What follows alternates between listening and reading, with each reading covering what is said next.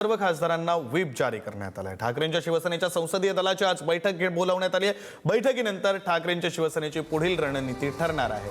बैठकीला 2 खासदार येणार असल्याची ठाकरेंच्या शिवसेनेला आशा आहे। 6 पैकी 2 खासदारांची पत्रावर सही नाही अशी सुद्धा माहिती समोर येते।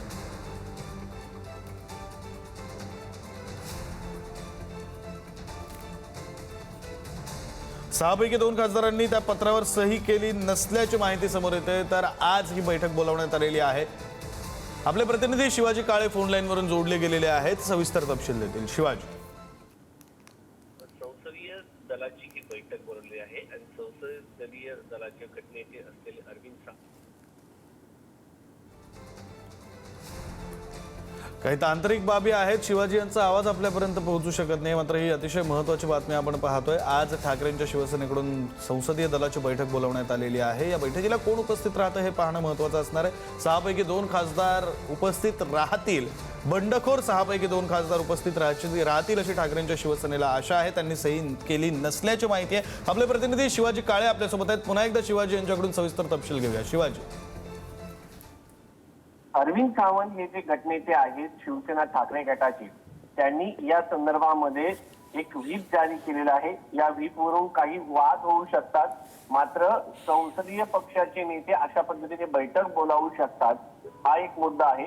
दुसरा म्हणजे व्हीप हा जेव्हा संसदेचं कामकाज सुरू असतं तेव्हा बोलावला जातो।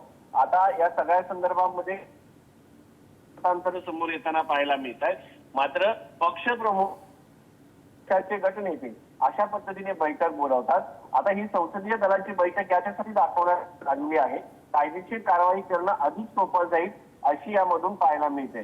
आता या सगळ्यामध्ये सगळ्यात महत्वाचं म्हणजे एका व्यक्तीचं नाव म्हणजे संजय दिना पाटील कालपासून शिवसेनेचे ठाकरे गटाच्या नेत्यांच्या संपर्कात आहेत। अनेक नेत्यांशी ते फोनवरून संवाद साधत आहेत। मात्र या सगळ्याच्या पार्श्वभूमीवर जर आपण पाहिलं तर संजय दिना पाटील यांचं नाव जरी सातत्यानं समोर येत असतं ते येतील की नाही याबद्दल शंका जरी असल्या तरी संजय दिना पाटील हे येण्याची शक्यता कमी आहे। त्यांनी असं करून सही लवकर न करून आपले हार्ड बार्गेनिंग कायम ठेवण्याचं सांगितलं जात आहे।